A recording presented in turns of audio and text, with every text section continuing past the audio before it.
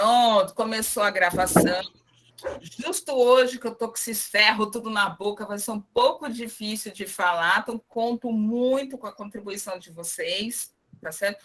Hoje vocês podem fazer o favor de falar bastante e à vontade, tá certo? Bom, hoje, então, a gente vai falar de alguns conceitos que são muito importantes no processo educativo. Eu e o Jonathan, a gente trabalhou, conversou, a gente se atropelou um pouco, mas a gente conseguiu chegar lá, né? Deixa eu entrar aqui com outro dispositivo.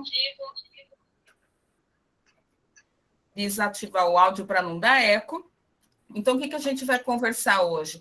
Hoje nós vamos conversar sobre o que é multidisciplinar, pluridisciplinar, interdisciplinar e o tão, né, assim, discutido transdisciplinar.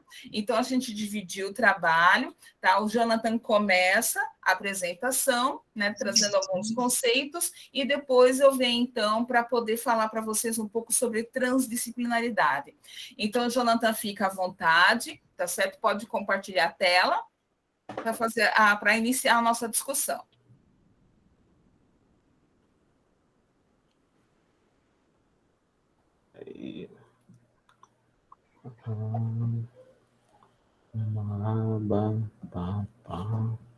Acho que foi. Foi? Foi. Foi. Foi, né? Então, eu não estou me vendo aqui, não. Boa noite a todos. Então, como a professora Patrícia falou, a gente vai abordar conceitos, né, sobre multidisciplinaridade, interdisciplinaridade, transdisciplinaridade, que são novas formas de como o conhecimento ele é aplicado e distribuído. Né? Nós utilizamos para essa atividade de hoje, né, 3 materiais, como já temos feito.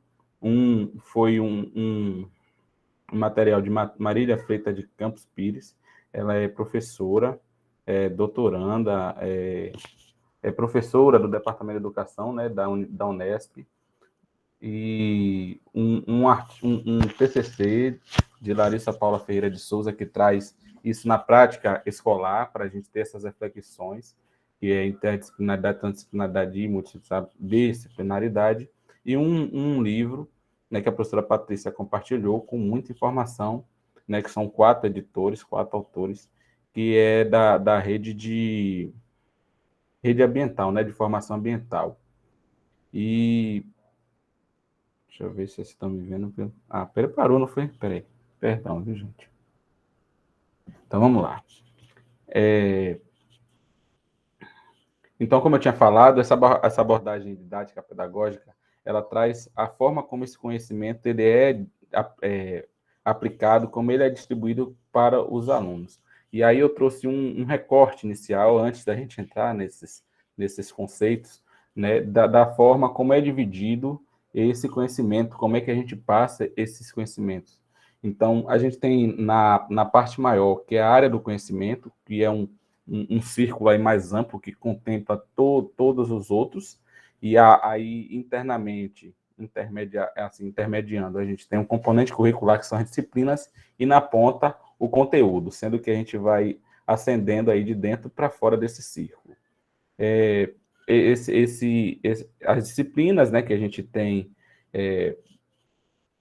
montado pela BNCC, e esses conteúdos também que são trabalhados, né, pela BNCC, é o que norteia essa atividade. Eu trouxe aqui alguns pontos, né, da organização da BNCC para o ensino fundamental, e aí a gente tem as áreas do conhecimento, né, aí destacada maior, que são linguagens, matemática, ciências da natureza, ciências humanas e ensino religioso.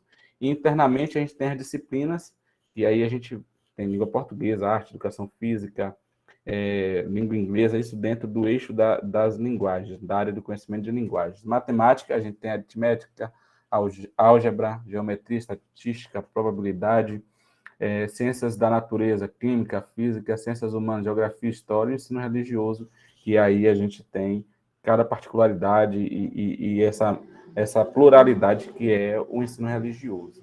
Mas foi mais para contextualizar como esses componentes curriculares eles trabalham de forma integrada, né, sem deixar que se preserve as especificidades de cada componente. Pronto. Então, como exemplo aí, a gente tem a área do conhecimento de linguagens, né, com a disciplina artes e com o conteúdo de música, dança. A gente está fazendo aí a cronologia dessa forma de conhecimento. E a disciplina ela agrega o conjunto de conteúdos, né, necessários para a formação do estudante, para a formação do aluno. Nós sabemos que o currículo e as áreas de conhecimento, muitas das vezes, elas estão rígidas, né? Rígidas no modelo de educação tradicional, fragmentada. E o propósito da gente hoje aqui é trazer, né, temas que proporcionam a flexibilidade, né, possível para que o conhecimento ele seja único, né, e tenha sentido no receptor, que é o nosso estudante. Então, assim, o ensino ele foi dividido na escola tradicional através de disciplinas e séries e estágios, né? Mas com a decadência desse sistema disciplinar, desse sistema com disciplinas sobrepostas, né? Nós temos formas, né, para dinamizar proporcionar novas formas de aprendizado. A mais conservadora é a multidisciplinaridade, né?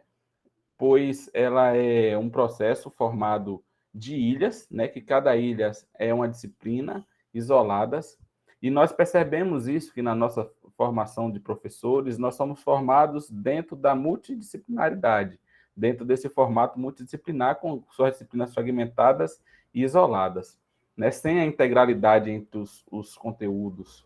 E aí eu trouxe aí alguns algumas disciplinas para a gente justamente trabalhar isso. Mas aplicando o conceito, para eu não passar, então é uma temática em comum. As disciplinas elas existem uma temática em comum, porém elas não existem relação nem cooperação entre as disciplinas. Cada disciplina ela mantém sua própria metodologia, então elas não dialogam.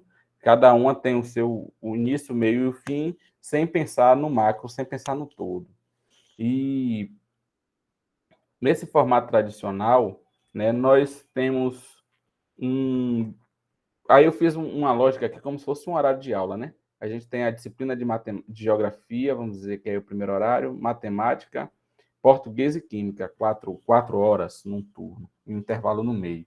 Então, as disciplinas, elas não dialogam. O professor de física, ele ministra o seu conteúdo o professor de geografia ministra o seu conteúdo sem interligar com matemática, e matemática também por química, e química por português, então não dialogam. Eu lembro que na minha época de no ensino médio, no primeiro ano, a gente tinha até uma rivalidade entre professores. A gente tinha um professor de química e um professor de biologia, e os dois eram rivais, eles tinham um desentendimento, e aí os alunos às vezes pegavam um conteúdo, e aí o outro queria dizer que estava certo de tal forma, aí o outro dizia que não, que o biólogo que estava certo, não convergia, não dialogava, e era uma rixa, e os meninos ficavam nesse meio termo, o professor fulano disse isso, aí o outro disse, não, mas é dessa forma. Então não dialogava, cada um pensando na sua ilha, no seu quadrado.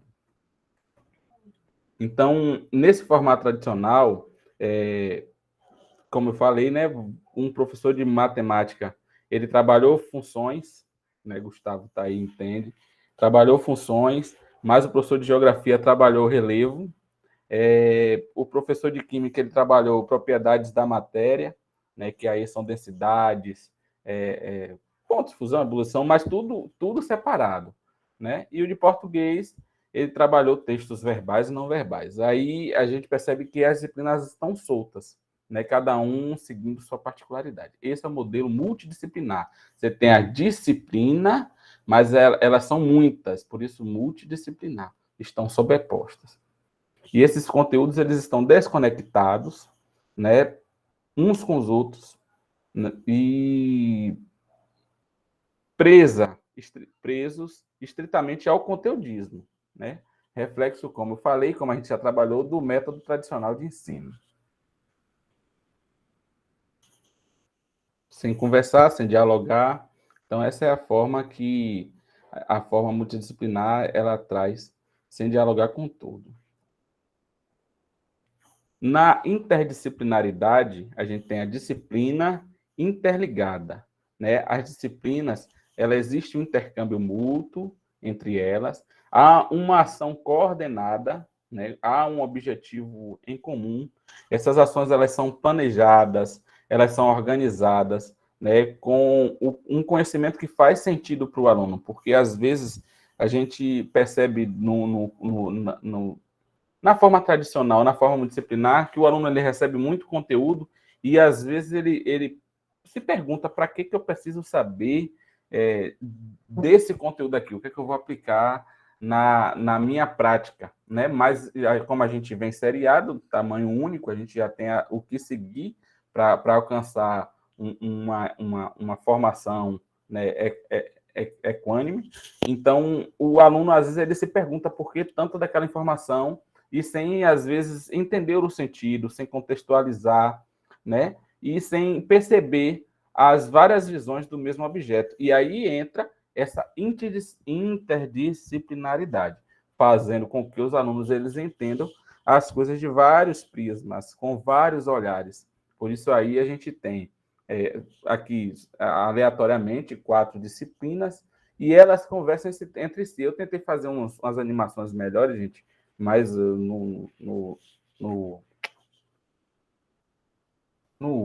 PowerPoint aqui, o Free, que a gente faz online, ele não é muito fácil, não ajuda muito. Mas eu queria colocar mais setas interligando, mas a ideia é essa, que as disciplinas, essas 4 aqui, elas sejam isonômicas, que elas tenham a mesma distribuição na formação do estudante.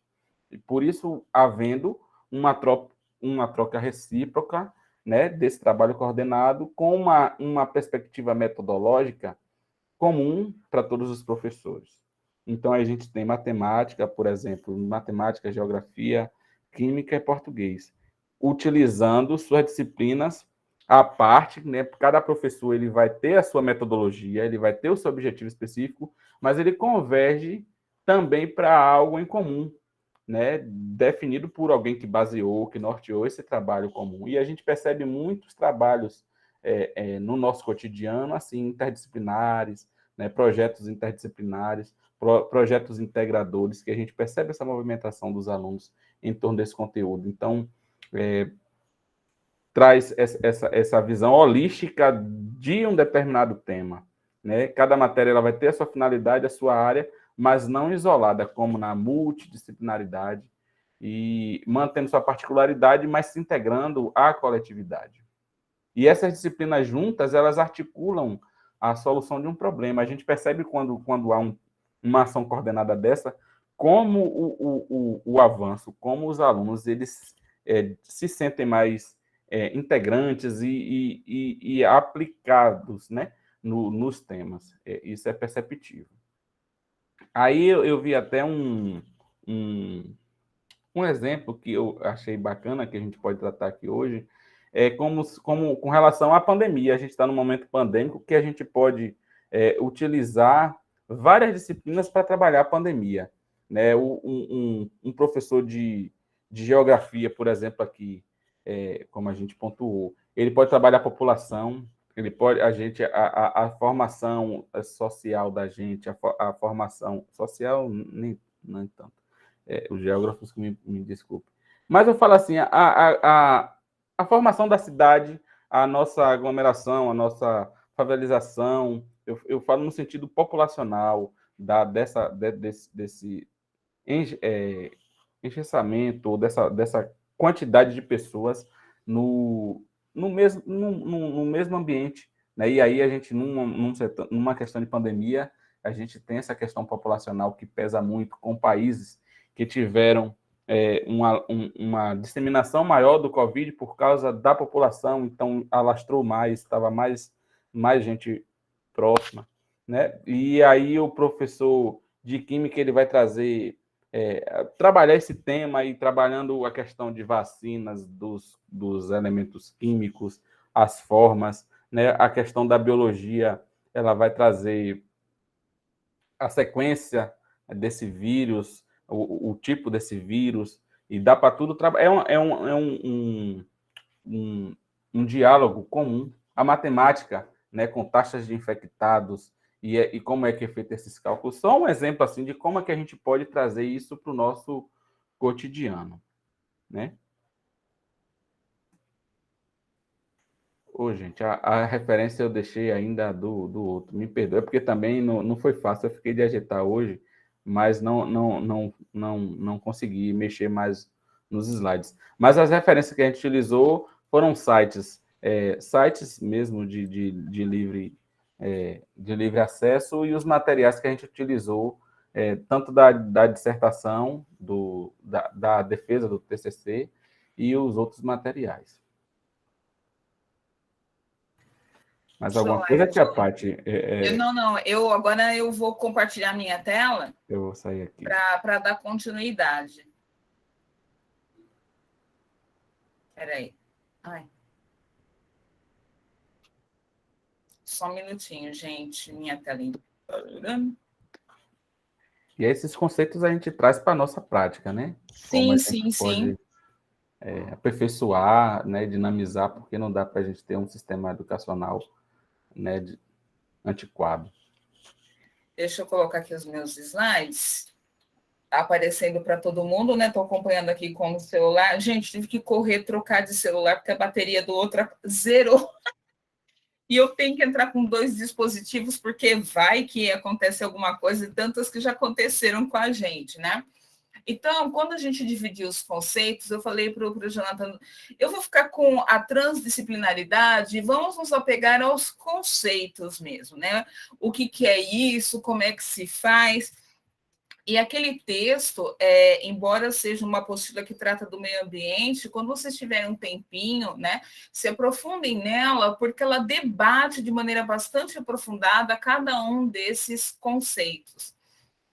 Então, continuando aqui, meu mouse está ruim. Ops, eu vou com as mãos mesmo, né? A transdisciplinaridade, eu procurei essa figura aqui num banco de imagens gratuitas na internet, onde um grupo de pessoas, né, estão aqui conversando, provavelmente é uma reunião, onde eles estão debatendo algum assunto, procurando, né? Porque a transdisciplinaridade, ela é justamente isso, né? Quando um grupo de pessoas se debruçam sobre uma questão e juntas fazem uso dos conhecimentos todos a fim, né, de resolver o problema, de construir um projeto e assim vai.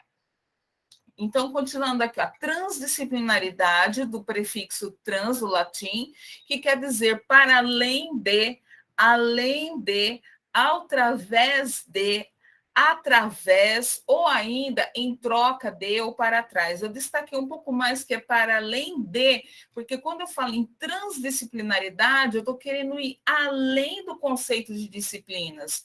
Então, eu estou querendo voltar, né? Quando o Jonathan falou, né, que teve um momento na história em que se optou em dividir as disciplinas e cada um trabalhar os seus conhecimentos de forma bem separada, compartimentada. Então, quando eu trago esse conceito de transdisciplinaridade, eu quero ir além das disciplinas, eu quero ir muito mais longe. Aí, seguindo, né, dentro do conceito que é, de fato... Ops, eu tenho que voltar aqui rapidinho só para trazer alguém para dentro da sala.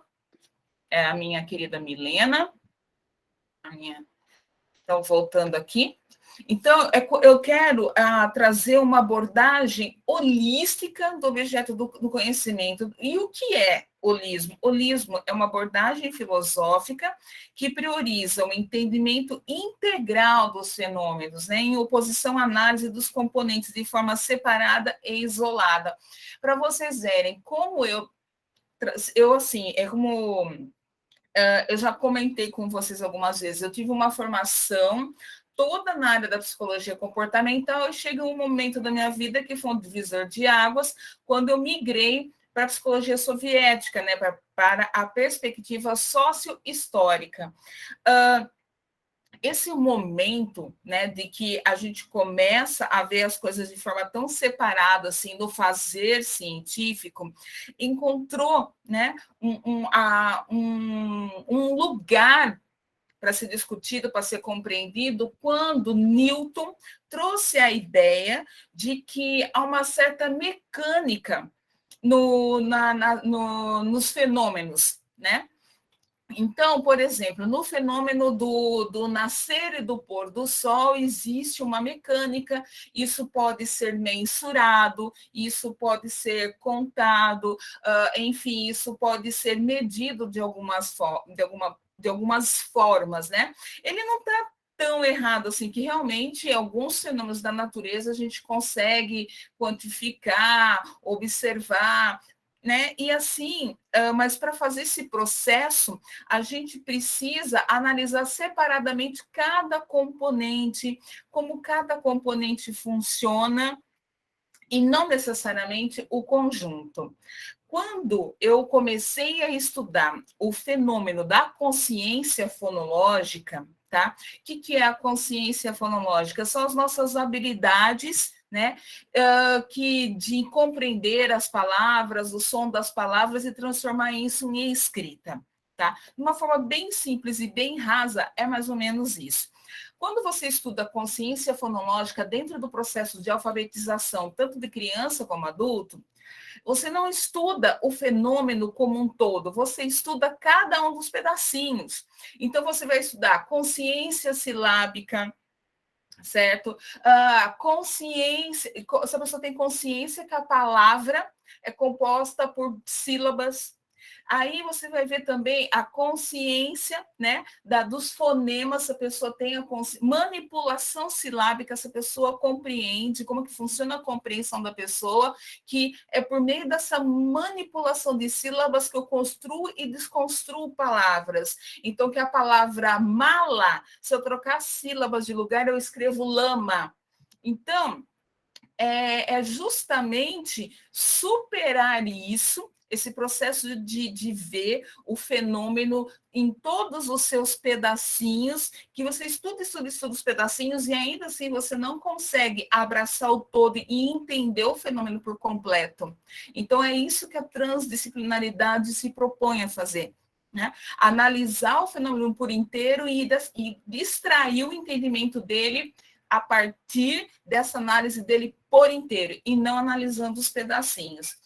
Aí, seguindo mais um pouco, né? A Silva, que é um autor que eu coloco no final do slide, ele também fala para a gente que o paradigma transdisciplinar, ele exige da gente, né, reconhecer a existência de todas as dimensões disciplinares presentes num processo de investigação. O que ele quer dizer isso? Se eu, né, no caso, trazendo o que o John falou para a gente, a questão da pandemia, falar de pandemia. Gente, se a gente for trabalhar, atuar de forma transdisciplinar sobre a pandemia, é tanta coisa que a gente vai ter que casar, são tantos os conhecimentos. Primeiro, os primeiros dados surgiram na China, que é um país gigante, que tem todo um contexto histórico, né? Tem todo um contexto sociopolítico bastante interessante, uns costumes, né? Bastante assim, contraditórios, porque ao mesmo tempo que é um país extremamente moderno, provavelmente a maior economia no momento, né? Porque os Estados Unidos ainda tem muita força militar, mas já não é uma economia tão forte assim. A China vem despontando como um líder, é bem provável que seja reconhecido como um líder nos próximos anos. Então, ao mesmo tempo que é um país tão moderno, com uma economia tão forte, a população mais pobre tem uns costumes ainda que são extremamente assim, quase feudais, né? Desde o processo de alimentação, de produção de tecidos, a próprio comércio. Então, É um país assim que só aí, olha, eu já falei de geografia política, de geografia física, matemática, história. Olha só quantos conhecimentos eu já envolvi só nessa tentativa de fazer uma reflexão sobre a China atual para vocês. Né? E também a questão da economia global, a geografia física de maneira global. Então, olha só a quantidade de conhecimentos que a gente, nesse processo de investigação, para entender a questão da pandemia, né? Por que a China demora tanto tempo para avisar o mundo sobre esse problema que eles estavam enfrentando? Então, tudo isso era uma quantidade de conhecimentos que uma coisa que uma pergunta, né, exige da gente, exige se debruçar sobre, buscar informação sobre. Aí, continuando ainda no mesmo no Silva, né, o raciocínio transdisciplinar, esse texto é daquela apostila mesmo, viu, gente, que a gente mandou para vocês. O raciocínio transdisciplinar, ele não é binário, quer dizer, ele não fica só numa disciplina específica, não vou ver só a questão histórica ou só a questão geográfica, não. Ele é completo, ele quer saber do todo, extrair o máximo de informações possíveis. Por isso que a transdisciplinaridade, ela exige uma postura de pesquisador. Por quê? Porque eu tenho que observar, eu tenho que perceber, eu tenho que saber fazer as perguntas. Olha lá, a questão da pergunta de pesquisa, problema de pesquisa, tá sacando aí? Então, eu tenho que saber fazer as perguntas, me organizar para conseguir respondê-las. Então, a transdisciplinaridade é o que forma, de fato, um sujeito mais crítico, porque faz com que ele tenha uma postura mais crítica diante do fenômeno. É muito, muito legal isso. Eu abro os slides assim, gente, porque eu quero mostrar um vídeo para vocês muito interessante, tá? É desse canal Eu Integral, e eu gostaria que vocês prestassem atenção na fala do professor, porque eu achei extremamente pertinente. Deixa eu ver como é que está o meu som aqui. Vou aumentar mais um pouquinho, tá certo? E deixa eu clicar aqui no link. Vamos ver. Então, a gente faz assim, se você não quer ir, não tem problema. A gente dá um jeito, a gente vem aqui, faz assim e assim.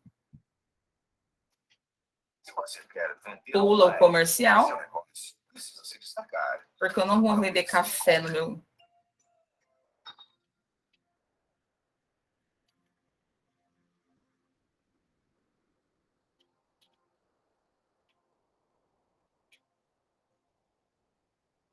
Olá, vamos falar agora sobre o conceito de transdisciplinaridade. É um nome complicado, concorda? Muito se fala sobre esse assunto, mas o que eu percebo quando eu discuto, quando eu frequento seminários e congressos, é que poucas pessoas entendem realmente o que seja transdisciplinaridade. Vamos começar falando aquilo que não é transdisciplinaridade. Por exemplo, se eu pegar várias disciplinas e ensinar um aluno gramática, matemática, inglês, literatura, isso é multidisciplinaridade. E é como as escolas normalmente trabalham. Um monte de aulas, um monte de professores falando conteúdos diferentes entre si. E o pior, muitas vezes sem conexão nenhuma entre eles. Então, tome cuidado. Não é o simples fato de você pegar várias disciplinas e trabalhar junto, não quer dizer que você está fazendo um processo de transdisciplinaridade. Existe uma maneira que você pode evoluir em relação à multidisciplinaridade. Por exemplo, se você começar a trabalhar matemática e gramática juntas, se você pegar o inglês e misturar com literatura, começa-se a criar um certo intercâmbio de informações dentre as disciplinas. Mas isso ainda não é transdisciplinaridade. Quando você mistura uma disciplina com outra, isso é o que nós chamamos de interdisciplinaridade. Significa trabalhar as disciplinas juntas, o que já é um avanço. Mas, por incrível que pareça, nas escolas de ensino formal, pouco se faz isso também. Sai o professor de gramática, entra o professor de inglês. Sai o professor de inglês, entra o professor de matemática. De maneira isolada, sem uma matéria, sem uma disciplina conversar com outra. Então, quando nós falamos que estamos trabalhando com interdisciplinaridade, podemos afirmar que já é uma evolução em relação à multidisciplinaridade. Agora, nada disso ainda é a transdisciplinaridade. Mas o que seria, afinal, transdisciplinar? O que seria uma aula ou uma educação voltada à transdisciplinaridade? Como o próprio nome fala, transdisciplinar é algo que transcende as disciplinas. Não é aquele formato comum que você está acostumado na sua sala de aula, aquele monte de disciplinas formatadas, aquele modelo quadradinho de educar. Não é nada disso. Por isso é algo inovador. Transdisciplinar é você ir além, é você pensar em outras formas de trabalhar os conteúdos, esquecer apenas o cognitivo e trabalhar outras dimensões importantes da maneira do homem interagir com a sociedade, dele se relacionar com o meio. Isso é algo bastante diferente. Pode parecer trivial, mas não é. Transdisciplinar, então, será um formato que vai transcender as disciplinas, trabalhando dimensões humanas pouco preocupadas no modelo educacional atual, pouco instigadas pelos professores. Por exemplo, a intuição, a maneira como a pessoa chega a conclusões através de insights, e muitas vezes nós esquecemos esses insights. A questão dos sentimentos, das emoções, que são fundamentais. Quantas decisões o homem não toma por meio de decisões de sentimentos, de emoções desequilibradas? Muitas vezes chegamos até a guerras por causa disso. Então, a transdisciplinaridade vai ampliar o horizonte, vai se preocupar com maneiras diferentes do homem se manifestar. E isso é importante através da tenra infância, na época das crianças, dos jovens. A transdisciplinaridade não é algo voltado apenas para os adultos. Seria muito importante se as crianças já começassem a ter uma educação transdisciplinar. Agora, você parou para pensar se sempre foi assim? Se a educação do homem sempre foi formal, encaixada, quadradinha, como essa que nós temos hoje? A princípio, não. Houve uma evolução, se é que pode chamar de evolução na humanidade, que mudou a forma como o homem se manifestou, mudou a forma como o homem começou a se preocupar com os aspectos naturais, com o divino, com o sagrado e com o profano. Até o século XV, século XVI, a fé era que movia a humanidade. A igreja tinha uma grande força e acabava determinando os rumos dos homens, das sociedades e dos aspectos sociais das diversas civilizações. Porém, quando foi chegando a época do iluminismo, quando foi chegando o resgate das ciências, isso acabou mudando de forma quase que radical.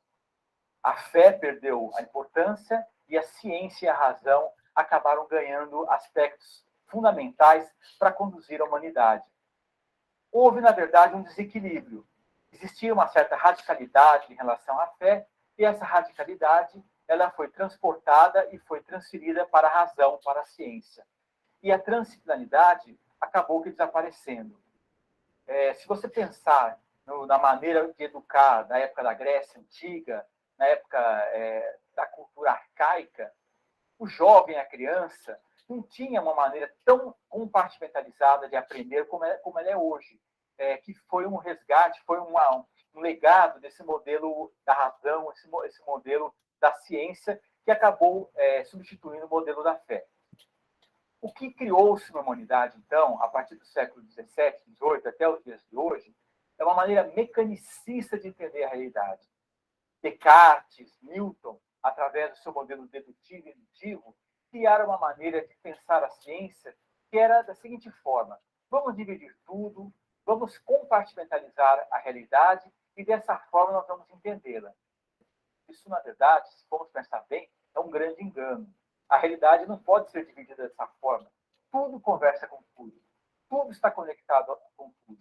Então, essa divisão e esse predomínio forte da razão fez com que a educação sofresse também. E, na prática, a transdisciplinaridade, que é aquela ideia de você trabalhar as diversas dimensões humanas, ela foi totalmente esquecida. Então, quando nós falamos, vamos resgatar a transdisciplinaridade, o que nós estamos querendo dizer, primeiramente, vamos esquecer a maneira disciplinar de educar as pessoas. Vamos pensar que o ser humano ele é muito complexo. Ele tem emoções, ele tem intuição, ele tem, obviamente, a razão, mas tudo conversa com tudo. E não apenas o cognitivo é importante na hora de ensinar. Outro aspecto importante é a preocupação com a queda do patriarcado. O que seria isso? Pararmos de nos preocupar com a maneira apenas masculina de pensar a realidade, aquela maneira mais exploratória, mais de planejamento, mais de pensar a vida apenas racionalmente. A dimensão feminina é fundamental, ela nunca pode ser esquecida. E o que seria a dimensão feminina? A preocupação com cuidar, a preocupação com proteger, com preservar. Quando nós falamos da sustentabilidade, por exemplo, certamente é um resgate da dimensão feminina. Quando você consegue trabalhar juntamente o masculino com o feminino, você está eliminando a fragmentação. E é isso que fala a transdisciplinaridade. A eliminação da fragmentação e a preocupação em trabalhar tudo integrado, como um grande sistema complexo, que é a forma como as coisas são. Isso significa pensar de forma holística. O holismo e a transdisciplinaridade trabalham juntas. O que é ser holístico? É pensar tudo de uma maneira sistêmica e de forma que tudo converse com tudo. Isso é um fundamento da transdisciplinaridade. Finalmente, a transdisciplinaridade é trabalhar o contexto multidimensional das coisas. A educação é multidimensional. Temos que esquecer aquele formato que, infelizmente, é o que predomina ainda hoje, que é a escola compartimentalizada, as pessoas divididas por série, por idade, por matéria, por disciplina. Na verdade, isso é formar robôs, não é formar um ser humano integral. Então, o que nós estamos querendo trazer é esse resgate da dimensão humana completa, da complexidade das relações. Pensar o ser humano na sua capacidade máxima e na sua plenitude. Dessa forma, a educação será verdadeiramente um aspecto e um agente transformador da realidade.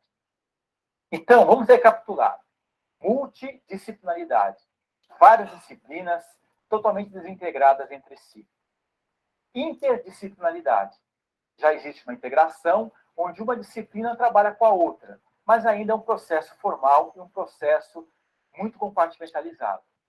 Já a transdisciplinaridade é quando você transcende as disciplinas, não dá valor apenas às ciências e à razão, ao método cognitivo, mas resgata também a intuição, a preocupação com as emoções, com os sentimentos, o ser humano de forma integral, através de um conjunto integrado e sistêmico de trabalhar a realidade. Isso seria, de certa forma, a transdisciplinaridade.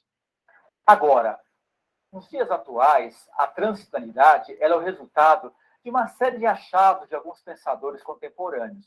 Eu não estou falando da Grécia Antiga, estou falando, sim, de pessoas que trabalharam aqui no século XX. Vamos pensar primeiro na Carta da Unesco, que começou a rever a educação, que criou os 4 princípios básicos da educação, né? O aprender a ser, o aprender a compartilhar, o aprender a fazer e o aprender a ser. Isso foi o início de um resgate da transdisciplinaridade para a realidade humana, né? Para a nossa vida do dia a dia. Eu queria citar também 2 outros importantes teóricos intelectuais, Roberto Crema e Pierre Weil, que juntos criaram a Universidade Holística Internacional, no final dos anos 90 do século passado. Qual era o objetivo dos dois?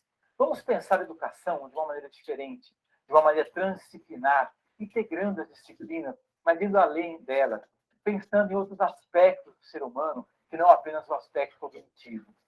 Eles foram fundamentais para dar a sustentação para aquilo que eu estou falando aqui hoje. Eles resgataram aspectos da antiguidade, das civilizações anteriores, mas também criaram um formato jovem, um formato atual, para pensar a educação e a forma de se relacionar entre os homens de uma maneira transdisciplinar, mas que fosse contemporânea. Nicolesco foi um outro teórico importante. Ele criou o Manifesto da Transdisciplinaridade, no final do século passado. Esse é um livro importante que deu a base e a sustentação para os teóricos que hoje estão revendo, estão refletindo sobre a importância da transdisciplinaridade na educação e na sociedade como um todo.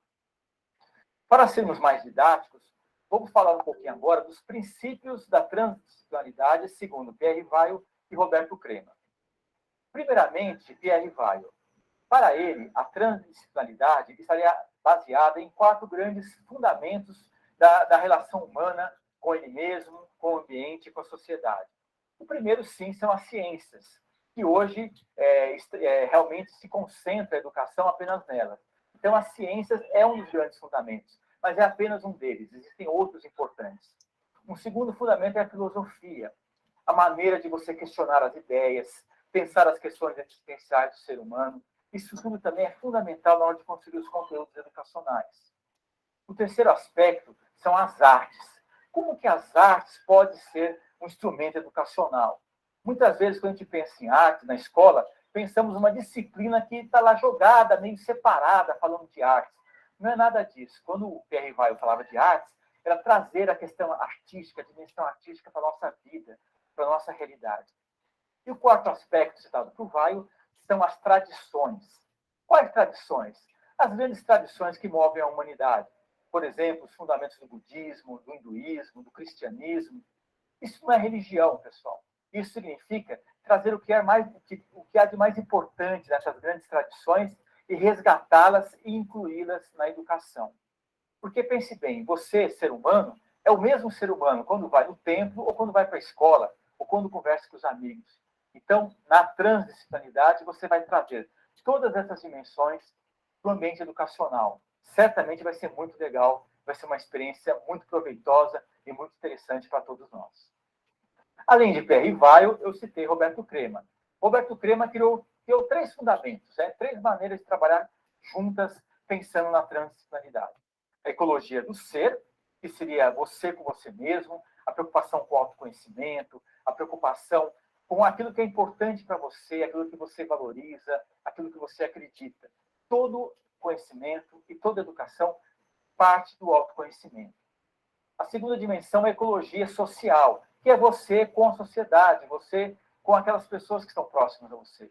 A maneira de você se relacionar com seus parceiros, com a sua família, com a sua comunidade.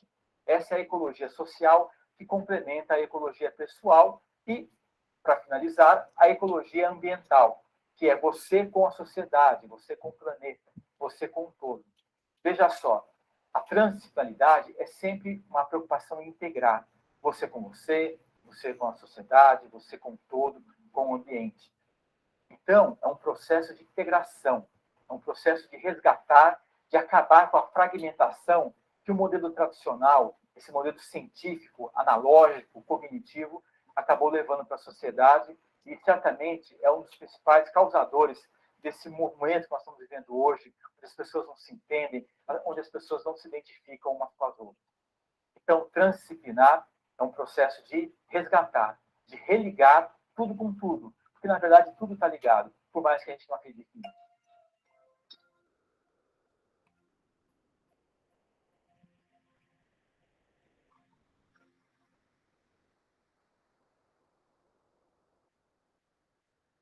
Bom, pessoal, o vídeo é um pouco longo, né? No entanto, eu achei bastante importante trazer esse pesquisador, esse professor, né, para estar colocando, porque ele foi bastante detalhado, ele me trouxe, assim, várias recordações de vários conteúdos, várias leituras que eu já tive, e todas elas se casam, né, com a discussão do que vem a ser a transdisciplinaridade, e no momento que eu estava organizando o conteúdo e tal, eu ficava pensando, sabe, John, que no fundo, essa mudança, né, que a gente precisou fazer de reorganizar a disciplina por conta de mudanças de datas, até que veio a calhar, porque amanhã a gente vai discutir os 4 pilares da educação, que é o documento da Unesco, né, o aprender a fazer, o aprender a ser, como foi colocado. E eu também tenho aqui 2 livros que eu acho que tem muito, muito, muito a ver com a questão da transdisciplinaridade. Um é esse, né, que eu já falei para vocês, De Onde Nascem os Gênios. Já falei para vocês esse livro antes. Por quê? Porque esse livro ele mostra que os grandes gênios da história da humanidade eles trabalhavam de forma transdisciplinar e nunca de forma multidisciplinar, sempre foi transdisciplinar, sabe? E falando da questão dessa formação omnilateral, apesar que ele não utilize esse termo, né? Mas essa formação holística que a transdisciplinaridade propõe é também a formação omnilateral, que é o termo que a gente utiliza bastante. Esse livro aqui, gente, apesar de eu não ter dado nada para ele há muito tempo atrás, esse aqui é o segundo que eu compro, porque o primeiro eu emprestei para alguém que pegou emprestado para sempre. Ele se chama Pedagogia do Amor, Caminho da Libertação na Relação Professor-Aluno, tá? Esse livro, ele é excelente, excelente. E também tem um outro pesquisador, na verdade não é um pesquisador, gente, ele é um mestre hindu chamado, eu acho que é Sati Sai Baba, se eu não me engano, depois eu vou procurar quando a gente começar os debates, as conversas, que ele, na verdade, discute educação. Ele não discute somente os princípios do hinduísmo, ele discute educação. E, ao discutir educação, ele fala da importância da transdisciplinaridade. Então, realmente, é um negócio bastante rico, certo? Aí, pessoal, como fazer um programa de aulas transdisciplinar? Né? Aí eu fui me debruçar sobre isso. Falei, gente, se eu fosse fazer um programa de aulas, como é que eu faria do curso de técnico em agropecuária? Eu falo sempre desse, porque foi o curso do campus onde eu tive um contato maior, um aprofundamento maior, né? Por conta do meu trabalho com os professores desse curso. Então, como seria? Gente, eu me debati horrores, não vou falar para vocês, ai, foi maravilhoso, foi fácil. Mentira, mentira. Eu me debati horrores, por quê? Porque nós somos formados de maneira, né, bastante multidisciplinar. Dentro dessa perspectiva, bastante, né, como ele colocou, né, dessa ciência cognitiva, tudo separadinho, cada um na sua caixinha, tal, nós somos formados dessa forma. Ainda quem é pedagogo, né, teve condições de se debruçar sobre a pedagogia, a ciência da educação, ou então, quem fez uma licenciatura, onde as disciplinas pedagógicas, né, foram bem trabalhadas, a gente ainda consegue pensar de forma interdisciplinar, mas transdisciplinar, gente, é preciso repensar a escola toda. Toda. Então, exemplo, como seria o curso de técnico agropecuária em uma perspectiva transdisciplinar? Gente, eu me debati horrores para pensar, porque tem vários choques.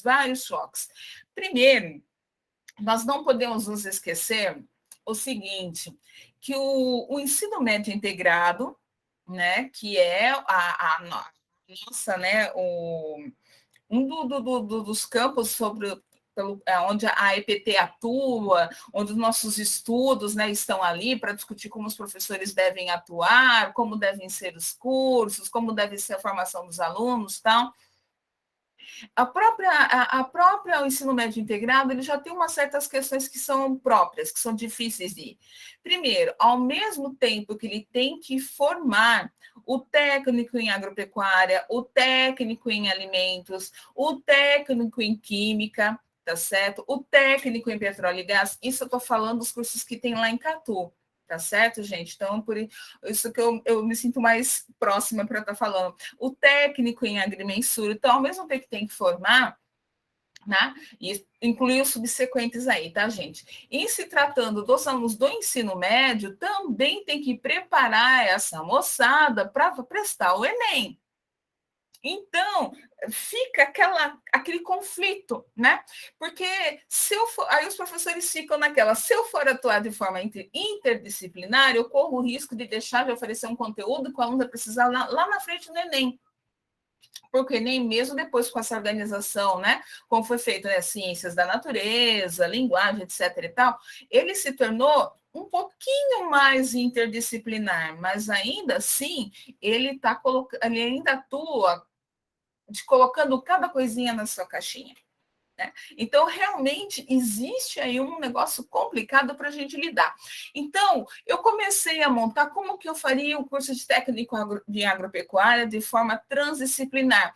Eu comecei a montar um esquema, quando eu vi, gente, eu estava fazendo interdisciplinar, não era transdisciplinar. Não era. Eu poderia pegar, eu fui ver as emendas dos cursos, das disciplinas do curso, o que cada um coloca, né? Está previsto para cada momento, para cada etapa, primeiro ano, segundo ano, terceiro ano. Só para fazer interdisciplinar, já teria que desmanchar tudo aquilo lá e reorganizar os conteúdos. Então, algumas coisas que tá de história, que estavam previstas lá para o terceiro ano, teria que vir para o primeiro. Certo? Também não dava mais para a gente pensar assim, nessa divisão. Em períodos, primeiro ano, segundo ano, terceiro, não dava. A gente teria que pensar em ciclos, né? Aprendizagem por ciclos, né? Que já seria ainda seria um nó na cabeça dos professores para eles entenderem como é que isso funcionaria. Então, realmente, atuar numa perspectiva transdisciplinar diante da escola que nós temos hoje, da forma como a escola está organizada hoje, não vai ser tão possível assim. A gente vai ter que repensar a escola. Então, o que eu fiz? Eu fui lá, tá? No CNTC, né, que é a cartilha lá, o documento nacional dos cursos técnicos, eu sempre esqueço o nome desse negócio aí direito. Eu peguei, então, qual deve ser o perfil profissional? Peguei alguns itens, né? Então, como deve ser o técnico agropecuário? Tem que saber planejar, organizar, dirigir, controlar a produção agropecuária. Peguei aqui alguns itens. Tá certo? Para saber como é que é, porque se eu quero formar um técnico agropecuário dentro de uma proposta transdisciplinar, então eu tenho que saber como deve ser essa pessoa para oferecer uma formação dentro dessa perspectiva. Então vamos lá, né? Peguei aqui para atuação como técnico agropecuária são fundamentais. Aqui, de acordo com o documento, está exatamente igual a uma citação direta. Então, ter conhecimentos e saberes relacionados à produção agropecuária, à produção e ao processamento de alimentos, à fitossanidade, proteção ambiental, etc. e tal. Tá tudo aí, ó. Adoção de senso investigativo, visão sistêmica das atividades e processos, capacidade de comunicação, argumentação, autonomia, proatividade, liderança, respeito às diversidades nos grupos de trabalho, resiliência frente aos problemas, organização, responsabilidade, visão crítica, humanística, ética e consciência em relação ao impacto de sua atuação profissional na sociedade e no ambiente. Gente, se isso aqui não for uma formação bem holística, ou omnilateral, eu não sei o que é. Mas aí como é que eu faço a bendita da transdisciplinaridade? O desafio é fazer com que todos os conteúdos programados sejam organizados para atender esses novos objetivos propostos, né? Fazendo com que todas as disciplinas, né, façam com que seus objetivos convergem, né, caem, vão todos para o mesmo lugar. Porque cada disciplina, numa atuação multidisciplinar, cada um vai para o seu. No interdisciplinar, nem tudo vai para o mesmo lugar, tenta caminhar junto, né? Agora, na transdisciplinaridade, não, tudo tem que convergir para o mesmo lugar. Então, esse é o grande desafio. Né? Aí, gente, vamos usar a nossa criatividade e imaginação, e a seguir eu coloquei algumas cenas do PPC do curso de técnica agropecuária de Ibaia do Campus Catu, porque eu trabalhei que nem uma louca, eu, Milena e mais companhia limitada, que nem uns loucos, entendeu? Para a gente poder pensar como é que a gente faria isso. Como é que eu faria, então, para fazer esse curso transdisciplinar? Então, eu peguei aqui, gente, conteúdos de só 2 disciplinas, história, tá? E peguei zootecnia dos primeiros anos, do primeiro ao terceiro ano. Faz de conta que o curso tem só essas 2 disciplinas, tá? Tem história e tem zootecnia. Faz de conta que é só isso. Então, aqui, no primeiro ano de história, tem introdução aos estudos de história, né, fonte, narrativa, dos primeiros humanos à escrita, povos da América pré-colombiana, África Antiga, grandes reinos, tópicos de antiguidade oriental, revolução agrícola e urbanização, guerras, expansão territorial, poder político e religião, trabalho e desigualdade, os gregos e os romanos, sociedade feudal, crise do feudalismo e formação do Estado moderno. Isso é só no primeiro ano. Eu olho para isso, gente, eu vejo N possibilidades de trabalhar todo e qualquer conteúdo das áreas de zootecnia. Porque o primeiro ano de zootecnia, ele fica um pouco mais focado na avicultura, né? Já o segundo ano, que tem uma carga horária bem grande, zootecnia no segundo ano, já é um pouco maior. Fala dos suínos, fala de caprinocultura, ovinocultura, então é um pouco maior. E os terceiros anos fica mais focado na bovinocultura. É uma disciplina, aqui a zootecnia terceira tem uma carga horária menor. Mas ainda assim, gente, olha só, eu ainda estou funcionando de forma interdisciplinar. Eu não estou funcionando, não estou pensando de forma interdisciplinar. Ainda não estou. Eu ainda estou transdisciplinar, ainda estou interdisciplinar. E mesmo que eu fosse fazer somente com essas duas disciplinas, eu tenho que mudar tudo de lugar. Tem alguns conteúdos que estão previstos para o terceiro ano que talvez eu precisasse trazer para o segundo e conteúdos que estão previstos, tá certo? Do segundo que eu precisaria trazer para o primeiro, ou seja, eu tenho que desmanchar tudo que está aí, reorganizar de novo para que eu pudesse atuar, ainda que de uma forma interdisciplinar, tá certo? Aí a minha pergunta é, os professores saberiam lidar com isso? A escola está preparada para isso? Né? Então, eu tenho aqui. Seguindo, né? Como que a gente tem que pensar a transdisciplinaridade? Primeiro, tem que vê-la como um processo contínuo. A gente tem que deixar essa seriação de lado e pensar numa atuação a partir dos ciclos de aprendizagem, tá? Que como a gente ainda nem consegue pensar em avaliação formativa, que está aqui, ó, vou até sublinhar, a gente não consegue nem pensar na avaliação formativa. Como é que a gente vai conseguir, então, sonhar com uma transdisciplinaridade e pensar a partir de ciclos de aprendizagem?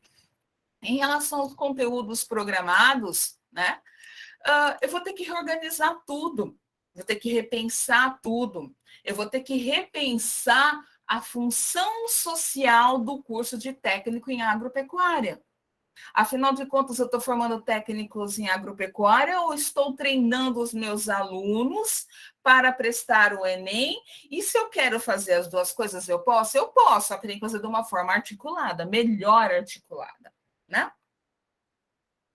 Uma coisa que seja proveitosa. Então, como que seria o primeiro ciclo? Talvez eu pudesse trazer a introdução aos estudos da história, né? Dos primeiros humanos até escrita, eu consigo casar isso muito bem sobre o contexto de produção animal, eu posso trazer para a questão da taxonomia, eu consigo trazer aspectos socioeconômicos da caprinocultura, ovinocultura, por quê? Porque dos primeiros anos, a partir dos primeiros homens, né, os primeiros humanos, a partir do momento que eles começaram a se organizar em sociedades, foi quando também surgiu a agricultura e a pecuária. Então, eu consigo casar, mas isso se o curso der só 2 disciplinas, e ainda assim eu estou pensando em forma interdisciplinar. Eu estou pensando em forma transdisciplinar. Vocês estão vendo como que a gente precisa ainda passar por um longo processo para trazer esse resgate da transdisciplinaridade, conforme aquele professor lá do vídeo trouxe para a gente? Não é um processo tão simples, mas é um momento, um sacrifício, uma luta, é uma luta que vale a pena lutar, né? Ainda mais se a gente pensar na nossa relação, nós, hoje, com o planeta que nós temos. Aí uma outra proposta seria, né? Se a gente toma os objetivos lá, conhecimentos e saberes relacionados à produção agropecuária, à produção e ao processamento de alimentos, à fitossanidade. A letra ficou pequena, esse slide realmente não está muito acessível. Mas, ainda assim, como pensar a transdisciplinaridade num curso de ensino médio integrado, onde, tá, eu tenho esse conflito, eu estou formando esses alunos dentro da educação profissional e tecnológica para o quê? Para ele ser um técnico na área que ele escolheu, ou estou o treinando para prestar o Enem? E se eu quero fazer as duas coisas, como articular? E a transdisciplinaridade, ela cabe dentro, né, dessa articulação, se eu quero fazer as duas coisas? Como fazer tudo isso, né? Então, aqui tem algumas referências, tá? Que a gente trabalhou, só não está do vídeo, que eu vou colocar depois quando eu colocar o nosso trabalho de hoje lá no YouTube. Gostei muito daquele vídeo, eu sei que ele é um pouco longo, mas eu acho muito válido, tá certo? Eu não consegui acompanhar tudo que vocês colocaram no chat, né? A Larissa colocou aqui, ó, é o Satya Sai Baba. Gente, esse cara é sensacional. Cada vez que eu falo, gente, por causa do aparelho dentro, eu tenho que puxar o bochecho assim e jogar ela para cá, porque ela enrosca atrás do aparelho. Então, para a gente ter aí uns minutinhos de debate, né? Porque estou achando vocês muito, muito, muito quietinhos. A Larissa colocou aqui ali o Manifesto da Transdisciplinaridade, do Nicolescu, assim que fala, não sei, na faculdade. Ela faz uma analogia interessante com a física quântica, ela colocou aqui o texto. Tá? E eu quero, assim, trazer algumas reflexões, tá certo? A primeira que eu gostaria de ouvir de vocês é o seguinte: antes da gente aprofundar na questão da da transdisciplinaridade, por que é tão difícil para a gente, para o professor, trabalhar de forma interdisciplinar? Eu estou falando de inter. Pode falar, Gu. Porque a nossa formação é de caixinhas. A nossa formação é de gaveta, nós somos especialistas em gavetas. E, além disso tudo, nos fechamos, como o Jonathan falou aí, nessas ilhas. E quando nós decidimos fazer esse movimento contrário, né, a os obstáculos que nós vamos enfrentar. Além disso, dá trabalho. E os nossos colegas não querem trabalho. Eles querem o feijão com arroz clássico, trivial, sentar para fazer a coisa funcionar de maneira interdisciplinar, dá trabalho. Então, a primeira barreira que a gente precisa romper é nesse sentido. Primeiro, que há uma necessidade urgente na escola fazer isso. E quando a gente pensa, quando você traz aí esses exemplos de pensar isso aí fora da caixinha, né? Fazer esse exercício. Olha o exercício que você foi fazer. Deixa eu experimentar para ver aqui até onde eu consigo ir, né? Entre o trans e o interdisciplinar. E a gente tem essa dificuldade. E permeia por isso aí, por esse trabalho. Então, quando a gente encontra, né, colegas que aceitam o desafio de realmente trabalhar, de colocar a mão na massa, porque é um ir e vir o tempo todo, né? Então a gente é aquela coisa efervescente, então isso permite que a gente faça esse exercício, mas é um exercício trabalhoso, que demanda um planejamento bem estruturado, que demanda conhecer aquilo que você vai fazer, o modo como você vai fazer, quais são os recursos que serão utilizados. Então, as pessoas, grande maioria, elas não querem isso. Então, elas se fecham, né, de tal modo, e aí é a primeira barreira que a gente encontra, a primeira dificuldade.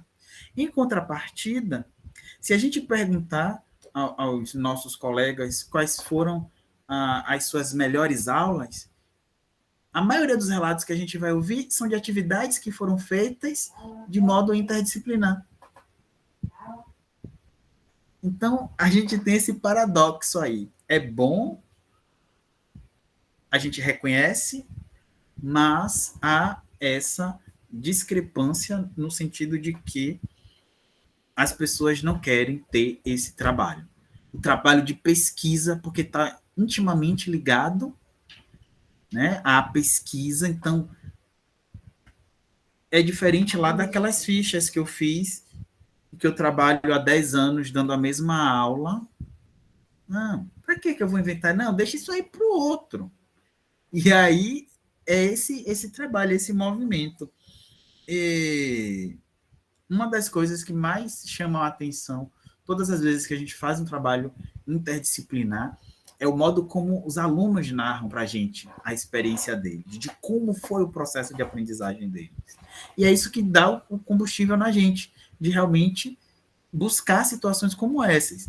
Embora ainda haja muito equívoco do ponto de vista epistemológico mesmo, né? De saber o que é multi, do que é trans e do que é inter. E que muitos não sabem. Ano passado eu tive uma briga assim, muito ferrenha com o coordenador técnico, porque ele queria que fizesse uma coisa que era interdisciplinar, mas o que ele estava explicando não era. Eu dizia, mas isso não é interdisciplinar. E aí eu levei Ivani Fazenda, Japé-Açu, disse, gente, pelo amor de Deus, o que estão fazendo aí não é.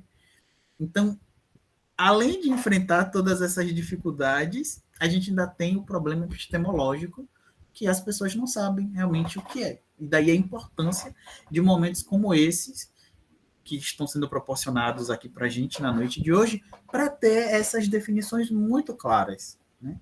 E a partir daí a gente tomar realmente consciência do que podemos fazer enquanto educadores para sair das nossas caixinhas.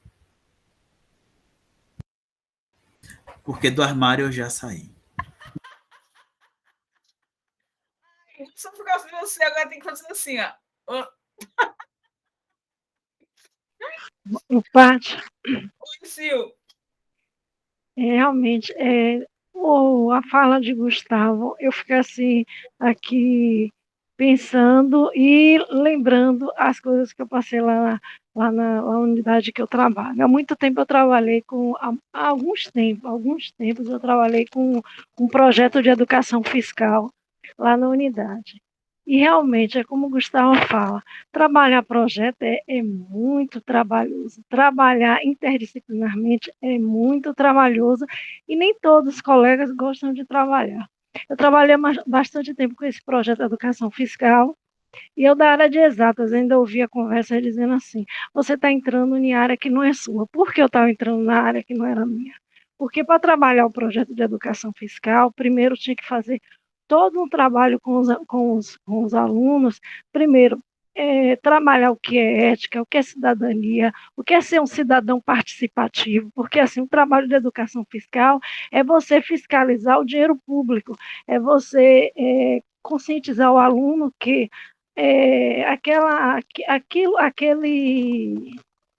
aquilo que eles fazem na escola, às vezes, quebra carteira, joga copo no ar, prato e tudo aquilo ali é dinheiro público que é vindo através dos nossos impostos e nossas taxas, né? Então, assim, eu trabalhava muito, mas para chegar à culminância do projeto era um percurso grande, porque tinha que trabalhar o que é ética, aí o que é democracia, o que é participação, o que é ser um cidadão participativo, o que é respeitar o direito do outro, o que é o seu dever, até onde vai o seu dever. Aí tinha que trabalhar isso aí tudo.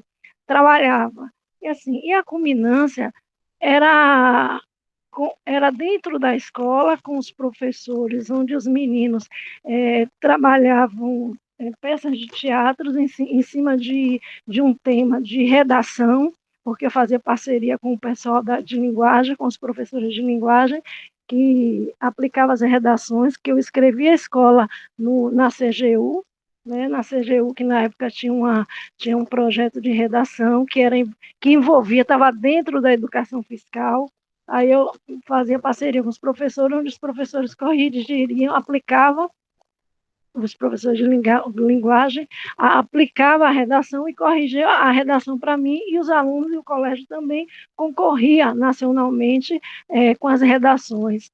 Também, o que a gente fazia? A gente fazia uma ação de cidadã, como a gente arrecadava notas fiscais, que hoje não é mais as notas fiscais não são mais físicas, agora é eletrônica, mas na época que eu aplicava esse projeto, era físico. O que a gente fazia? A gente arrecadava, cada turma arrecadava as notas fiscais, eu entrava em contato com uma instituição onde era cadastrada as notas fiscais e fazia parceria muitas vezes foi com o Aristide Maltese.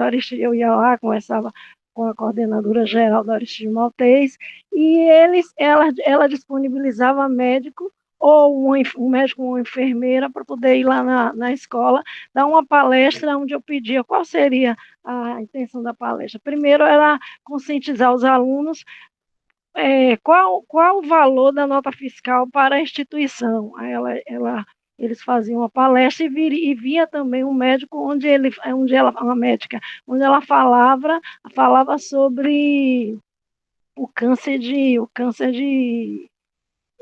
mamário, né? O câncer de mama.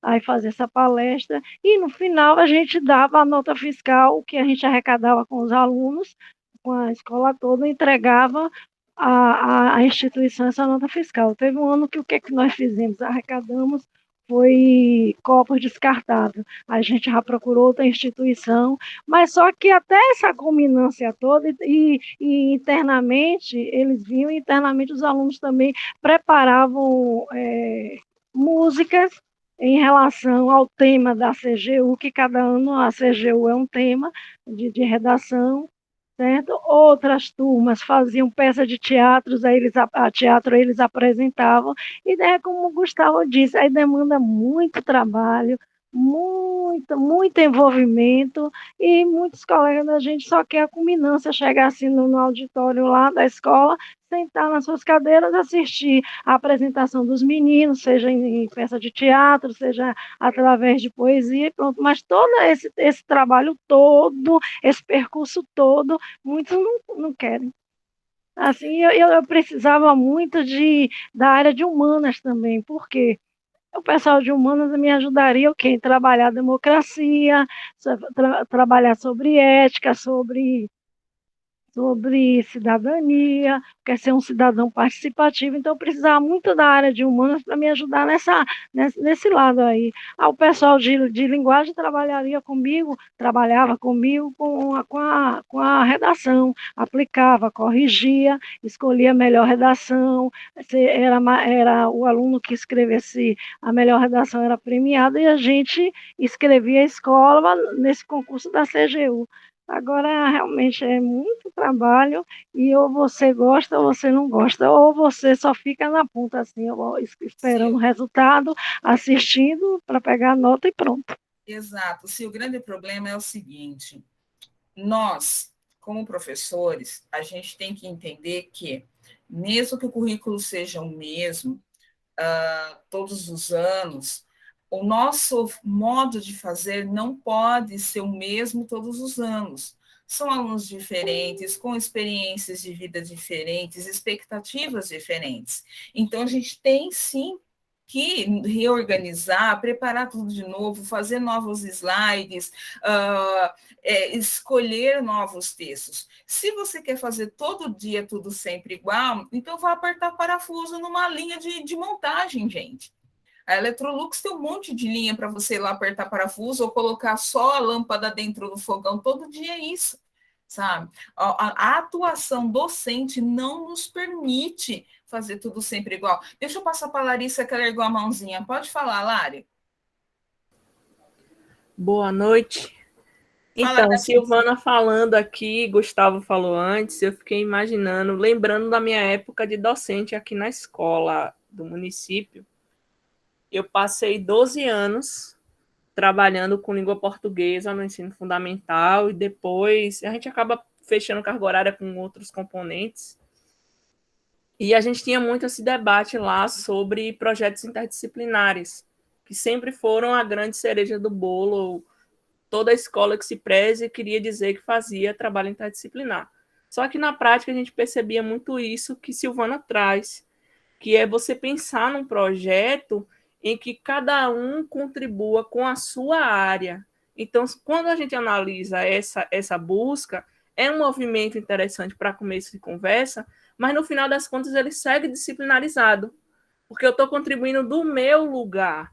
Então, por que o professor de geografia tem que trabalhar com o que toca na geografia? Então, a gente discutia isso muito na escola. Não é porque o professor de matemática vai trabalhar só com as questões que envolvem a matemática. Então, no projeto a gente vai falar sobre o aniversário da cidade. Então, vamos trazer os dados estatísticos. Aí o professor de matemática trabalha com esses dados. E aí a gente sempre discutiu isso. Não. Se tem um texto, não precisa que o professor de português trabalhe com o texto, sente corrigindo as redações. Que o professor de matemática trabalhe com os dados.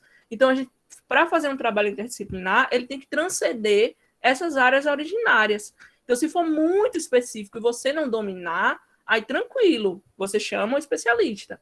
Mas algumas atividades, por exemplo, o professor de geografia consegue corrigir um texto. Ele faz isso o tempo todo. O professor de história faz isso o tempo todo. Então, a gente começou a movimentar nesse sentido de bagunçar, entre aspas, as caixinhas e todo mundo fazer um pouco de tudo. Eu acho que a ideia de interdisciplinaridade vem de você também, além de comunicar as diversas áreas, a gente quebrar essas caixinhas, esses cercadinhos. E aí eu lembro, quando eu cheguei no IFE, uma das atividades mais interessantes que a gente viveu foram os sábados letivos, porque a gente fez um rodízio de professores, para não ir todo mundo todo sábado, e a gente criou projetos interdisciplinares, e a gente misturava as turmas, a gente misturava os componentes, a gente fazia... O tema do sábado vai ser esse. E aí os professores se organizavam. Então, a gente teve física misturando com música, misturando com informática, e o pessoal da parte do agro, trabalhando com história, trabalhando... Então, eles saíram das caixinhas e fizeram o trabalho a partir dos temas. E aí, eu acho que o grande desafio é justamente isso que Gustavo coloca. É você ter uma equipe que tope fazer. Porque a questão dos professores hoje é muito existe um comodismo, existe uma acomodação, mas também existe uma sobrecarga. E aí, quando você não dá tempo para o professor pensar, porque um trabalho disciplinar é um trabalho fácil. Você pega o conteúdo, você monta slide, ou você trabalha com um texto, e você vai lá dar a sua aula, acabou o tempo, bateu o sinal, você vai embora. Um trabalho interdisciplinar, não, ele vai demandar muito mais tempo de planejamento, muito mais tempo para executar, a avaliação tem que ser muito mais cuidadosa. Então, tudo isso vai culminar numa necessidade de uma galera que tope fazer o trabalho. Senão, a gente morre na praia, como várias tentativas não dão certo por conta dessas questões. E aí eu sou um pouco rebelde nesse sentido de esperar que todo mundo atinja essa maturidade, porque a gente não vai conseguir isso nunca, é sonho. Então, você tem que procurar a galera que queira fazer. E aí, esse grupo vai fazer, infelizmente, o grupo que não quiser vai fazer mais do mesmo, e a gente vai ter que aprender também a lidar com o comodismo dos outros e a não se acomodar diante desse movimento diferente do nosso. Então, eu vejo mais ou menos por aí. Lara, eu concordo bastante com a sua fala. Eu já vou passar para a Eli primeiro, Sil, só um minutinho. Eu concordo bastante com a sua fala, Lari, sobre a questão dos professores em relação à sobrecarga também.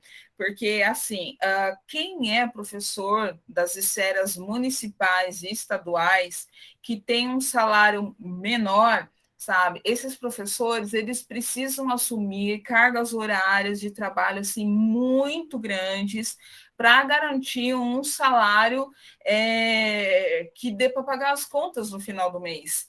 Eu me lembro que no início desse ano, um participante do Big Brother, esqueci o nome dele agora, assumiu que ele é professor, ele estava falando que ele e o companheiro dele, ele dava aula numa escola, ele ganhava um salário de um pouco mais de R$ 2.000, mas só de transporte para ir trabalhar, ele gastava mensalmente R$ 800. E ele não podia abrir mão desse trabalho, porque era só o que ele tinha para fazer. Então, realmente, professores das esferas municipais e estaduais acabam assumindo umas cargas horárias assim, muito, muito, muito extenuantes, justamente por conta dos baixos salários. E a gente, que é da esfera federal, a gente não pode dizer que o nosso salário é tão ruim assim, porque se a gente for comparar com a esfera estadual e municipal, nosso salário é muito maior. Mas tem algum detalhe. Por um outro lado, a gente tem que assumir múltiplas funções, o que também acaba atrapalhando a nossa dedicação em relação às aulas que a gente deseja ministrar. Né? Então, no meu caso, eu sou docente do atendimento educacional especializado, professor de educação especial, mas também sou professora aqui do curso de mestrado. Mas não é só isso. Eu também tenho que atuar com extensão, eu tenho que atuar com pesquisa, eu dou aula no ensino médio integrado, então isso vai somando, vai envolvendo a gente. Atualmente estou enlouquecendo porque eu sou gestora de contrato, então são participação de comissão disso e aquilo, a formação continuada dos colegas, então a gente acaba mesmo sobrecarregado. E essa sobrecarga também acaba atrapalhando, né, a gente fazer essas relações com os colegas, para a gente contaminar eles com o nosso entusiasmo e, quem sabe, né, a gente não vai chegar tão fácil na transdisciplinaridade, mas pelo menos caminhar para a interdisciplinaridade. Deixa eu passar para Eli. Pode falar, Eli. Bom, a minha experiência em relação a isso é como o Gustavo falou, né? A primeira barreira é o professor, o colega de trabalho. Aí, no caso, na pandemia, aí eu publiquei uma questão de um roteiro de estudos. Aí alguém da SECOM, Secretaria da Educação, da Comunicação da Secretaria da Bahia, telefonou para mim perguntando se eu era professora de Química. Porque a minha proposta foi trabalhar a partir de um poema a questão da falta do abraço. Aí tinha um texto no roteiro que não era voltado para a história, mas sim para português. Mas eu peguei os números, a questão da história, como começou a pandemia, onde foi, de 100 anos sempre tinha. Então, envolvia matemática, envolvia história, geografia, de localização. Aí eu trabalhando com a questão da Brasil, colônia, aí falou da questão da higiene, né? Aí eu disse, gente, vamos fazer um produto, vamos trabalhar algum produto para a gente higienizar, para a gente pegar e ver como é que a gente faz essa questão da higienização. Aí a proposta, os alunos adoraram, tudo virtualmente. Mas só que o cara me questionou. A senhora é professora de Química para estar fazendo sabonete? Aí eu disse, não, mas eu já estudei algumas coisas e eu sou curiosa.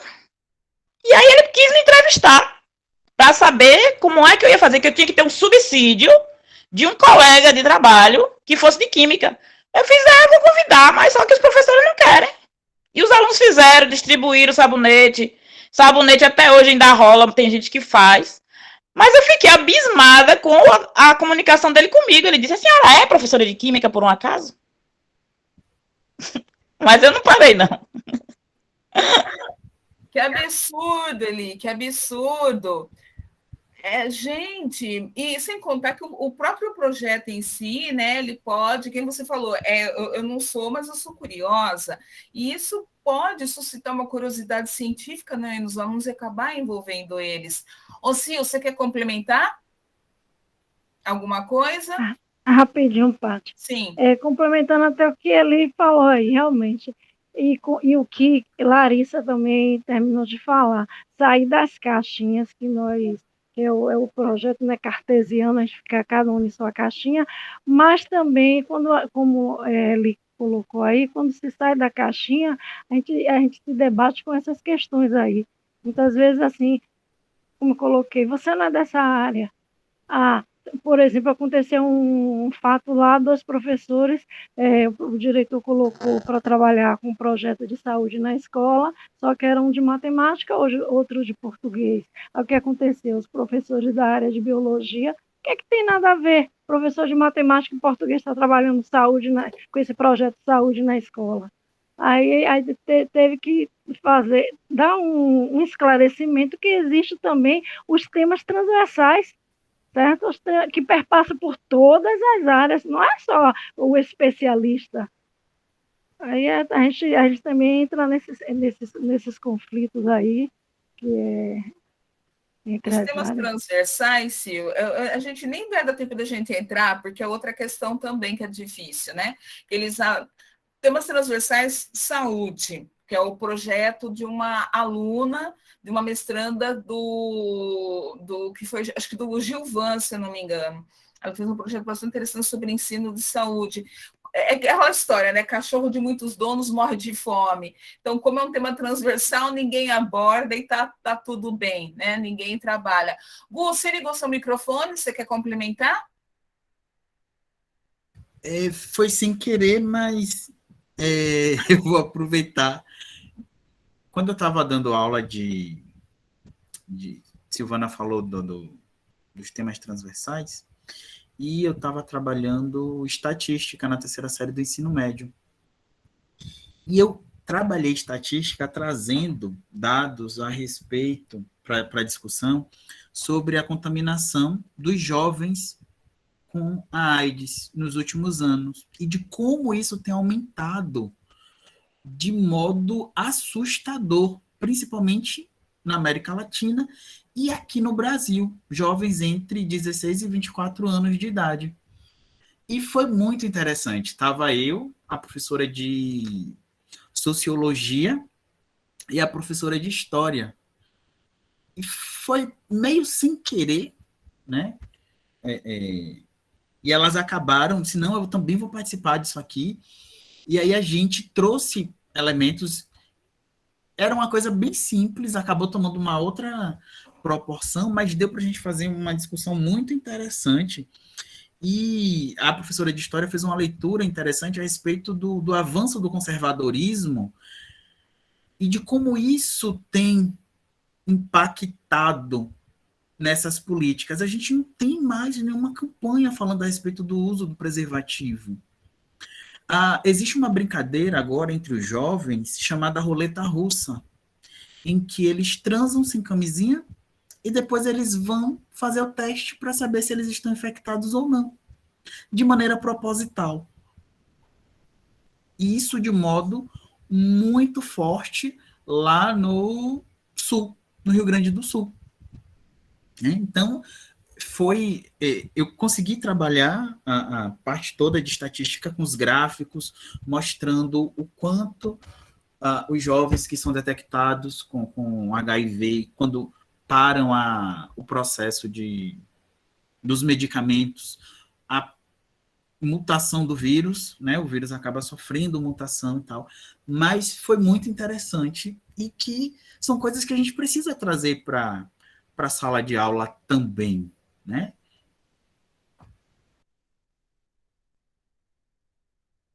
O que você falou agora realmente é uma coisa que precisa ser trazido para a sala de aula, sabe? Com muita urgência. Olha só, são dois temas muito, muito, muito importantes, que é a questão da saúde, né? E, gente, enquanto o Hugo falava, eu não sei se vocês se lembram, o Pablo Vittar, né, ele fez um clipe musical junto com outro cantor, que eu não me lembro o nome do cara agora, e dentro do clipe, no momento lá do clipe, o Pablo Vittar, ele mostra para o outro rapaz ali, tira da bolsa uma camisinha. E os comentários sobre o clipe eram o seguinte: por que o Pablo Vittar vai usar uma camisinha se ele não engravida? Então, assim, primeiro por conta, né, da crítica muito grande, por conta, né, de ser uma relação entre dois homens, isso também foi muito criticado, mas o que mais chamou a atenção, na verdade, foi essas colocações nesse sentido que surgiram na crítica ao clipe. E isso que o Gustavo apontou realmente é verdade. A gente não ouve mais campanhas, né, de prevenção contra a AIDS, e também, gente, esse falso conservadorismo que a gente está atravessando nesse momento, né, além da questão das infecções, né, sexualmente transmissíveis, que agora a gente é IST, né, trocou a sigla. Além disso, tem uma questão muito grande sobre abuso sexual, uma série de problemas que estão deixando de ser trabalhados, comentados, inclusive, né, abusos sexuais dentro do matrimônio. Realmente a gente está atravessando um período bem complicado, mas para encerrar, gente, por conta do horário, né? E o Marcelo pediu para eu não abusar de vocês, porque eu começo a falar e puxo um assunto, puxo outro e esqueço, né? O meu amiguinho que dividiu aula comigo hoje, até com carinha de cansado, já, John. Estou pensando. Mas olha, uma anotação que eu fiz aqui, entre várias, foi o seguinte, né? Enquanto o John apresentava, né? O ProfEPT, ele faz um exercício de buscar a interdisciplinaridade, que eu acho sensacional no programa. Por quê? Porque a disciplina de teorias da aprendizagem, em muitos aspectos, ela conversa bastante com a nossa disciplina de práticas. Né? Então, por quê? Porque ele está falando das teorias. E aqui a gente vem conversar como é que a gente vai botar isso em prática, como é que a gente vai fazer isso funcionar.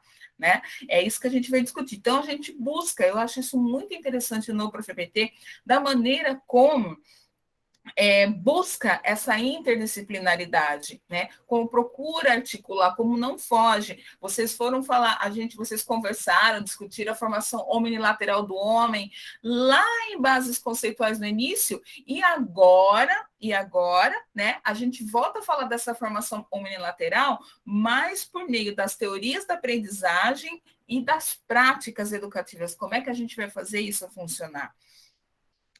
E a questão da transdisciplinaridade, ela é muito maior do que a gente imagina, porque a gente tem que repensar a escola, repensar a função social do ensino, repensar o ensino, o ato de ensinar, certo? Mas a gente também está assistindo o esvaziamento do currículo por meio da nova Base Curricular Nacional Comum. E se a gente parar para pensar, né? Quando aquele professor, naquele vídeo que nós assistimos, ele diz, a gente tem que pensar de forma com base na filosofia. Para ser transdisciplinar, a gente tem que pensar em como arte, a gente tem que trazer a música, a gente tem que trazer, né, o feminino, justamente nesse momento desse conservadorismo, né, muito estranho que está aí, que quer reforçar a figura desse homem macho, hétero, cis, né, como se fosse tal. Então, a minha pergunta a reflexão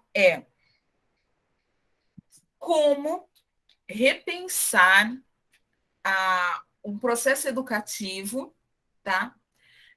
Mesmo que a gente não consiga se transdisciplinar agora, como repensar o processo educativo dentro de uma perspectiva interdisciplinar, que já seria o suficiente para a gente começar, frente a essa nova BNCC que a gente está aí. Como que a gente vai tentar começar algum movimento para atuar de forma interdisciplinar, se essa BNCC que está aí privilegia apenas língua portuguesa e matemática, a gente está vendo um apagamento de disciplinas como artes, filosofia, geografia, a gente está vendo um esvaziamento de outras áreas tão importantes. Então, por onde que a gente começa? O que a gente poderia fazer? Quais seriam os atos de resistência que poderíamos assumir? Quem gostaria de falar? Se ninguém fala, eu vou chamar. É 1, é 2, é 3. Márcio, não ouvi sua voz ainda hoje. Você está aí? Alexandre, não ouvi sua voz ainda hoje. Mileide, gostaria de comentar? Quais seriam os atos de resistência que a gente poderia assumir frente a essa nova BNCC que está aí? Os meus orientandos têm que se posicionar. Robson, é contigo mesmo, mano. Pode começar.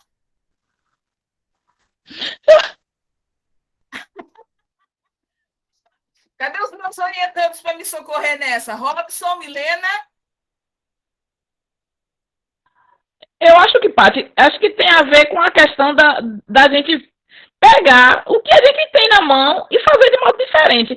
No caso de que eu já estou percebendo que história e geografia é para não falar, sociologia piorou, é para não pensar, filosofia nem sonho a gente pode dar aos meninos. Mas eu acho que tudo que a gente fizer em sala de aula e colocar aluno para escrever, para transcrever, para transcender, para facializar as ideias, eu acho que a gente está aí na resistência, entendeu?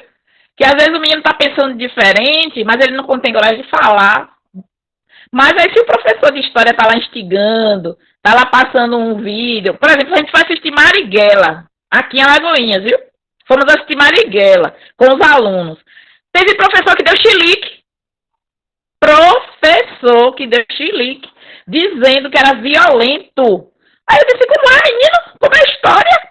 Professor está aqui na frente do cine, tentando tirar os alunos da sala de cinema, dizendo que o menino estava passando mal. Isso é agora, tem uma semana. Aí eu disse, gente, isso não existe, isso não acontece. Vocês me tiraram da sala de cinema para discutir isso, é? Porque a gente passou pela manhã e ia passar à noite. Era outro público, não sei o que as pessoas iam se chocar. Aí eu disse, eu acho que nada disso, eu não concordo e voltei, vou assistir meu filme. E os meninos amaram, besteira, eles vivem isso todo dia. Mataram um cara no mercado aqui do lado, de onde eu moro, com 3 tiros, era umas 20 para as 8 da noite. Falar que não tem violência, que essa violência não existe, é um absurdo, sabe? Essa pessoa provavelmente era mais uma questão política mesmo, que ela não queria assistir o Marighella. E é um filme sensacional, recomendo.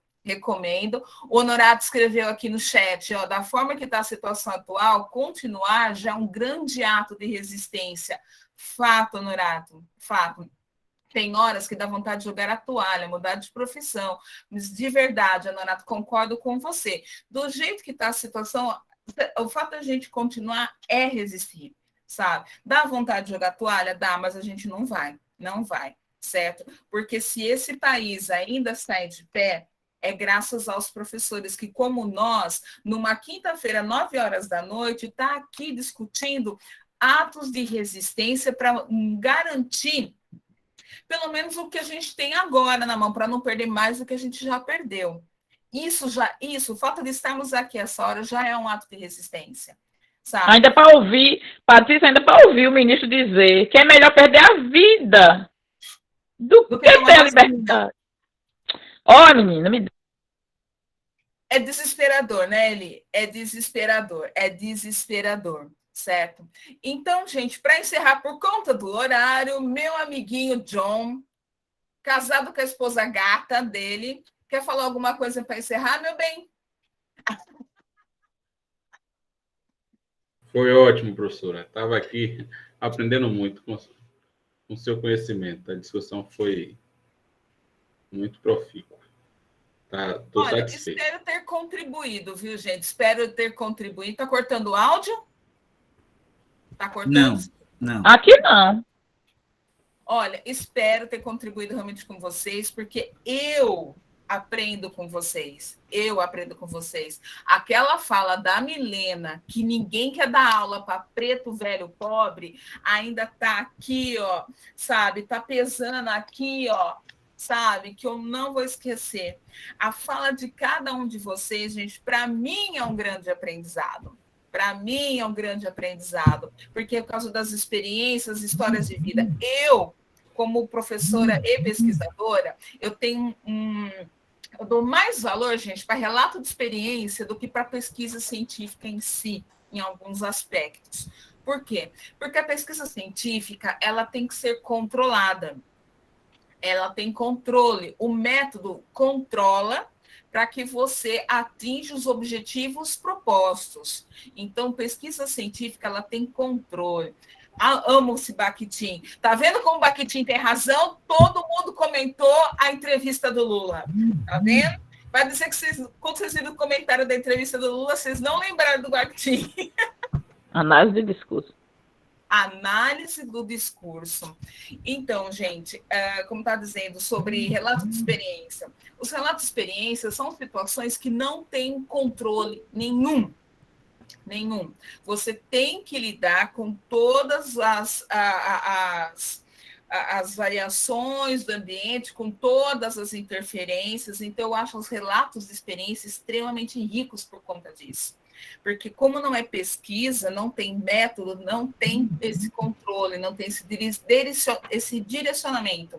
O relato de pesquisa, não. Por isso que eu acho que ele é muito rico em dados e eu aprendo muito com vocês. Pode falar, Gu.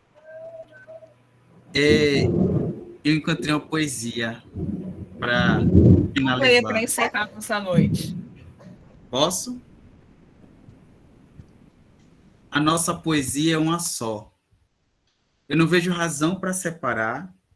Todo conhecimento que está cá foi trazido dentro de um só mocó. E ao chegar aqui, abriram um nó. E foi como se ela saísse do ovo. A poesia recebeu sangue novo, elementos deveras salutares. Os nomes dos poetas populares deveriam estar na boca do povo. No contexto de uma sala de aula, não estarem esses nomes me dá pena. A escola devia ensinar para o aluno não me achar um bobo, sem saber que os nomes que eu louvo são vates de muitas qualidades. O aluno devia bater palma, saber de cada um o nome todo, se sentir satisfeito e orgulhoso e falar deles para os de menor idade. Os nomes dos poetas populares. Lindo, lindo, lindo. Gustavo, quem que é o autor? Antônio Vieira. Ai, maravilhoso, maravilhoso, maravilhoso. Lindo. Olha, arrepiei. E assim, meu olho... Gente, eu sou muito chorona. Meu olho enche de lágrima. Não tem como dizer. Então, assim, gente, por hora, muito obrigada pela companhia de vocês. Muito obrigada pela atenção, pela oportunidade de aprender junto com vocês. Quinta e sexta-feira que vem não estarei com vocês fisicamente, mas o meu coração estará com vocês. E a gente segue conversando, tá joia? Não esqueci dos livros que eu prometi ainda. Eu vou gravar um vídeo sorteando alguns outros livros mais e depois eu dou um jeitinho de chegar até vocês, tá bom? A gratidão é toda minha. Um beijo no coração de vocês. Boa noite, bom descanso.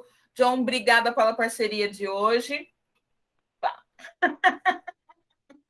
E olha, boa noite, bom descanso para todos vocês, que agora eu vou passar alguma coisa nesse aparelho, porque cada vez que eu dou risada, eu tenho que puxar as bochechas assim para frente, que enrosca no aparelho. Beijo, gente, até amanhã. Tchau, tchau. Amanhã tem os pilares. Amanhã tem os pilares. Para sustentar a educação. Adoro esse texto, gente. Sou apaixonada nesse texto dos pilares da educação. É sensacional. Beijo.